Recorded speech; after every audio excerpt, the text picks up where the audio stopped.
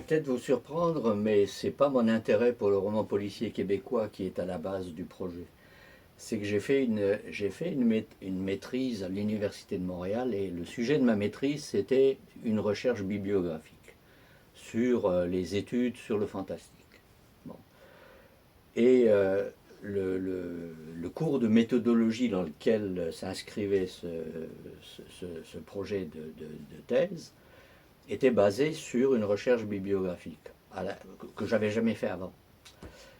Et j'y ai pris goût. Et j'ai pris goût à la recherche comme telle. Bon. Puis un jour, bon, je me sais plus dans quelles circonstances, je me suis posé la question, est-ce que le roman policier québécois, est-ce qu'il y a des romans policiers québécois? Bon. Parce que c'était pas apparent dans les librairies, là. Et surtout quand ils les publiaient sans mettre l'étiquette ou que les critiques n'en parlaient pas. Bon. Alors, j'ai commencé à fouiller un petit peu comme ça pour le fun. Et je me suis rendu compte que oui, il y en avait. Et là, j'ai entrepris la démarche de recherche que j'avais faite pour les études sur le fantastique. Et je me suis pris au jeu. Mais au jeu de la recherche. Parce que les quelques romans policiers québécois que j'avais lus à ce moment-là, disons que ça m'emballait pas plus que ça. Mais je voulais pousser.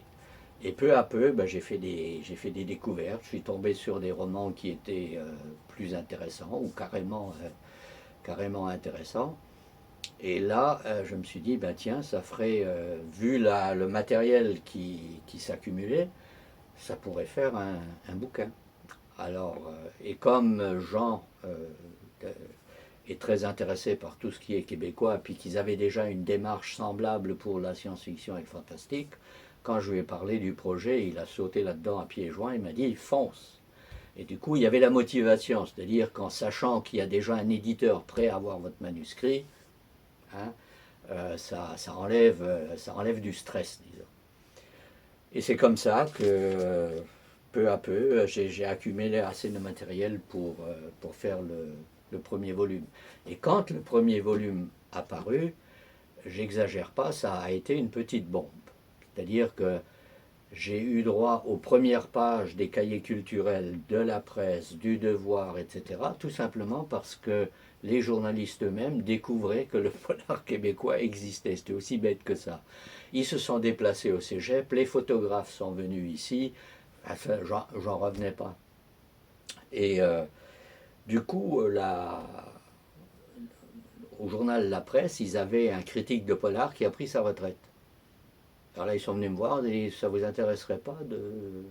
Alors là, j'ai élargi mon champ évidemment de lecture et ça a eu toutes sortes de conséquences positives. Donc, je me dis, bah, je vais continuer. Ce que j'ai fait après, c'est que j'ai publié tous les ans, tous les ans, un relevé de ce qui se faisait. Comme avec la même structure que le livre, le roman pour adultes, le roman jeunesse, le roman canadien-anglais, enfin exactement la même chose. Et je publiais un fascicule qu'on mettait sur le site de la revue Alibi. Si tu vas sur le site de la revue Alibi, il y a tous les relevés sont là. Et au bout de 10 ans, on réunit ça, on fait le tome 2. Et bon, le tome 3, et ça a exactement la même démarche.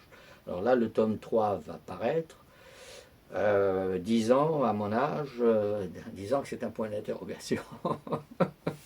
Mais je continue quand même à faire le travail et à publier. Ben, j'ai publié un fascicule sur le polar québécois 2021.